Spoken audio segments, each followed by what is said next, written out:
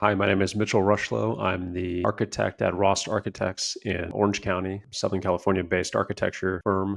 And today I want to talk a little bit about the Grand Louvre project in Paris, France by IMP.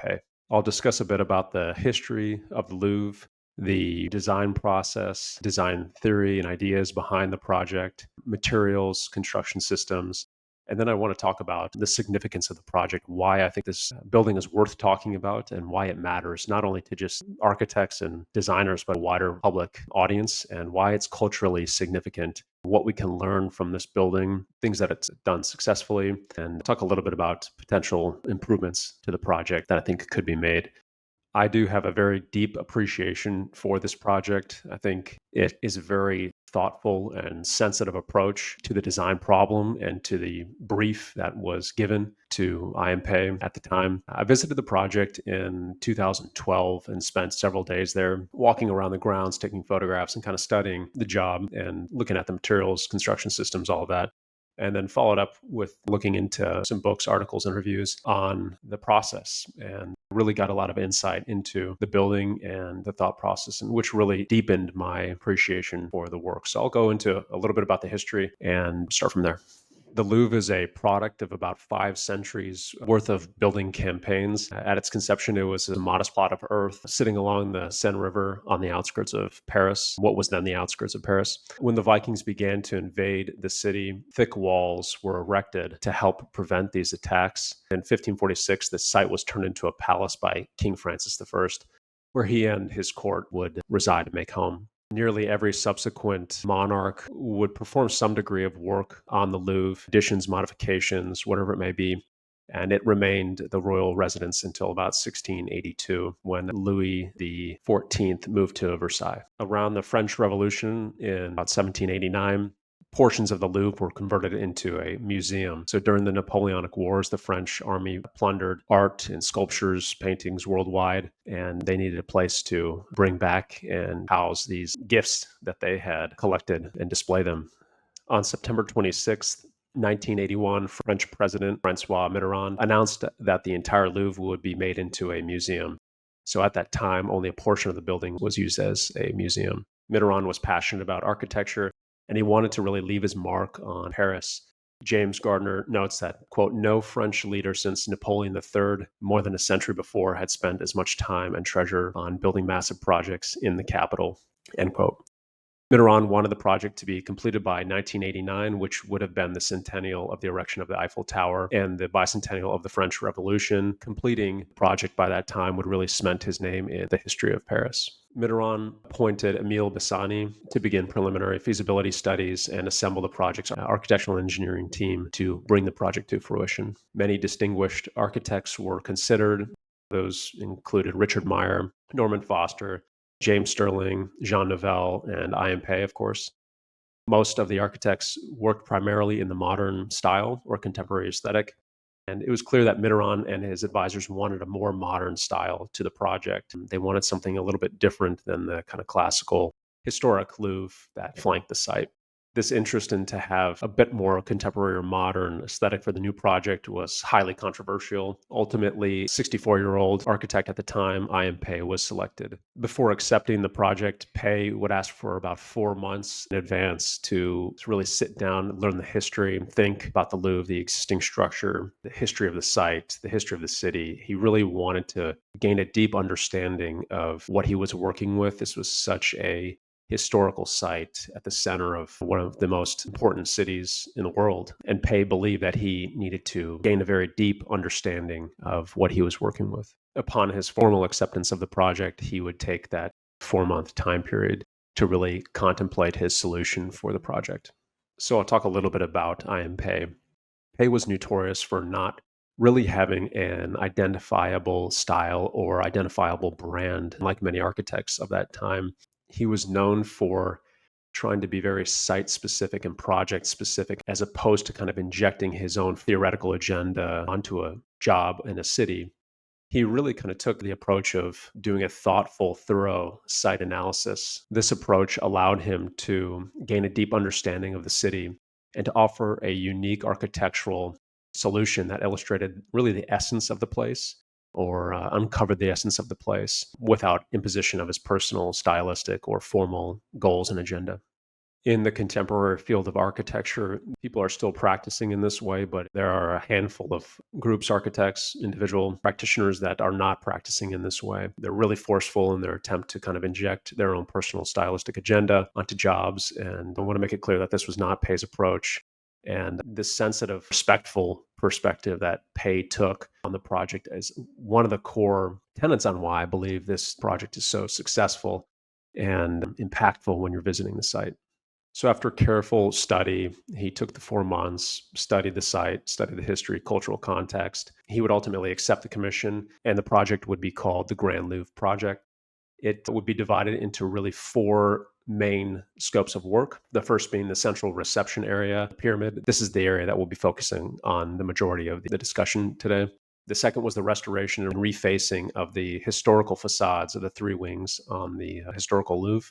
The third is the archaeological work on the medieval Louvre. And the fourth is the creation of the Carrousel des Louvres, which is the Louvre's massive underground shopping center. At the site, there is a large model, which is amazing to look at, showing kind of these different phases of the project, and has what would be the ground plane of that central courtyard in the Louvre removed, so you can see the Carousel du Louvre and the shopping center underground area underneath the ground, which is really gives you a good understanding and perspective on the magnitude of this project. This was a huge project. Pei would assemble his architectural design team for the job. It was comprised of about 28 people. The team would move to Paris to begin the design process and be available on site to take a hands-on approach in supervising the job. The project brief called for about 92,000 square meters of floor area. After analyzing the site and all the programmatic requirements, Pei really wrapped his head around how large and how many square meters of program this was. And he quoted, "It was not possible to imagine creating that much area above ground near the Louvre. Thus, we needed to put it beneath the courtyard. The proximity of the River Seine meant that we could not dig too deep without very high costs and technical problems," end quote. So he ultimately decided to go underground. This was his first kind of big move, and Pei would need to devise a solution for patrons to enter the museum and the courtyard level to descend underground into the Great Reception area. The shape and the material treatment of the architectural piece that would receive these guests and bring them from that upper courtyard area down into this subterranean world that he was creating would need to be carefully considered. This would ultimately end up being the glass pyramid that we see today. Pei understood that this piece would become the icon of the Grand Louvre project. That's the piece that people would identify the project through.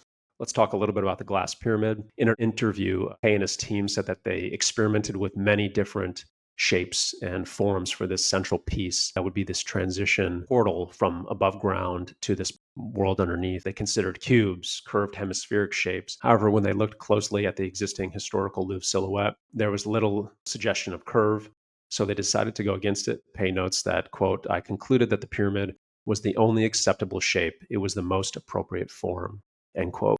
Pei noted that the pyramid shape converges to a single point as your eye moves vertically and eventually dissolves into thin air. The pyramid was one of the least intrusive shapes that could be used. The translucency of the pyramid was critical for Pei. It would allow maximum visibility through and around the structure to the historical buildings at the perimeter. This was, in my opinion, a highly sensitive and respectful design idea and design proposal that Pei would put forth. It really shows his ability to kind of honor the icon of the Louvre and how deeply Three Wings of the Historical Louvre had been culturally significant for the city. He did not want to impose a shape or a form or a building that would contend with it. He didn't want to impose a shape that would overpower it or that would obstruct views to it. So when you think of it in that way, the level of respect that he paid to this historical structure is really quite astounding. When many people first saw the initial proposal for the pyramidal glass shape, they were confused. They were reading this as like a formal statement saying, why pyramid? What's the meaning, significance behind that? They didn't quite grasp the respectful nature or the concept that Pei was trying to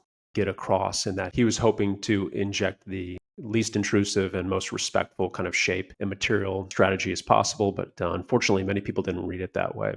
In January of 1984, Pei and his team presented the proposal to authorities. And unfortunately, many critics disagreed with Pei's approach. Pei mentions that, quote, I had fully expected controversy in this instance, and I was not surprised when we were attacked. But this did not disturb me because I felt that we were right, end quote. Much of the credit for organizing the forces and traversing through the resistance can be attributed to Emil Bassani. So Bassani really believed in Pei. He believed in his solution. He understood the depth and sensitivity of a solution, and he was really there to support the project in general.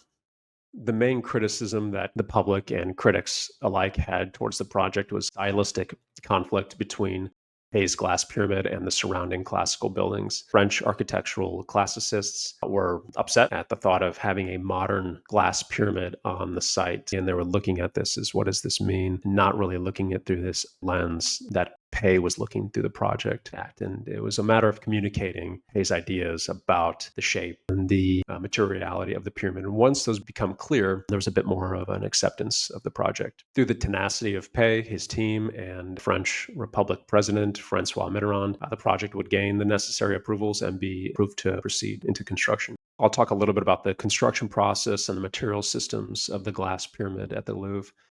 Pei and the engineering team worked carefully on the engineering of the glass pyramid with the goal of, again, using the most minimal structural system available. They wanted to make this glass pyramid as transparent as they possibly could in an attempt to reconnect with that original idea in the brief that Pei had of a shape that was the most respectful as it possibly could towards the historical Louvre. They implemented a thin cable system developed by Navtec, who specialized in sailing and rigging for the America's Cup sailing boats. Kind of an interesting and innovative solution. Cable system would provide structural depth behind the glass panel system without the heaviness of let's say maybe a steel member. It was very, very minimal in visual weight and transparent. It was critical, again, for Pei and the architectural team to have the glass on the pyramid as translucent as possible. At the time, in the 1980s and early 1990s, typical architectural glass used on buildings, it was known for having a bit of a green tint in it. This is often due to the iron content in the glass. Pei and his architectural team were very hesitant to use this type of conventional glass. They did not want the historical Louvre, which was layered behind the pyramids, to be distorted in its color when people were viewing the Louvre through it. If the pyramid's glass were to be green, it would give this greenish tint to the beautiful stone on the facade of the historical Louvre, and that would not be in alignment with Pei's brief. So he really pushed the technical team, the manufacturers, to be able to produce the most transparent and clear glass possible for the time. The team collaborated with a French glass firm, Saint Gobain, to devise a manufacturing process using Fontainebleau white sand to produce the most transparent glass possible. This was an innovation for the time. The glass was then sent to England, where it was polished to create as flat of a surface as possible on the surface of each panel. This would help prevent any surface distortions or reflections when looking through the glass to the historical Louvre.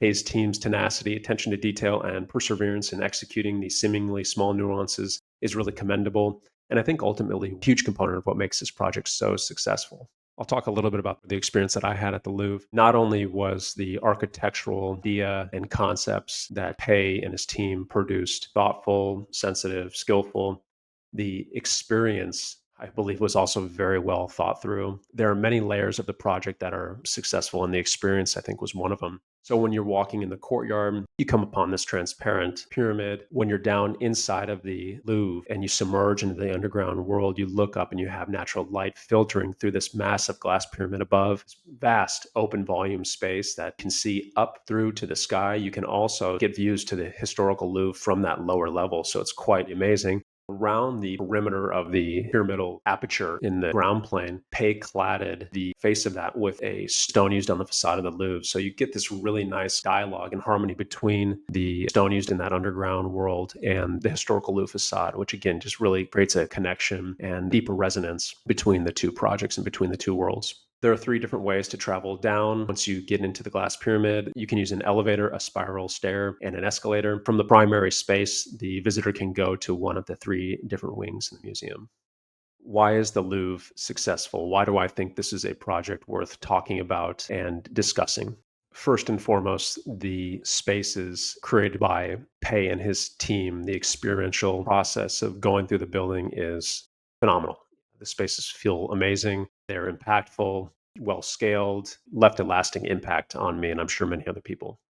The second reason would be the clever response to the site and the context. Again, to reiterate, Pei and his team really thought about a multi layered solution to the project. They were extremely respectful. This was a very found and deep architectural solution. If you think about the project today, you cannot strip the project down to anything but what it is today.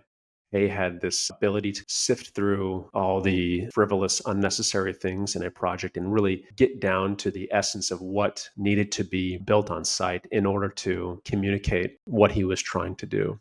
In many ways, it was the least intrusive solution that he could have possibly proposed in both where the building is sited, how it's submerged underground, the shape of the pyramid he chose to use, the material that he chose to use, the structural system that he chose to use, the technicalities of the glass that he innovated to be able to use in the project. Third is the clarity and sound logic of the architectural solution. The pyramid at the Louvre was simplified and stripped away of any excess until Pei and his team reached a point where it couldn't be reduced any further. It's clear, honest, and straightforward approach. It was powerful and it was void of any architectural fluff that would detract from the core concept that Pei had.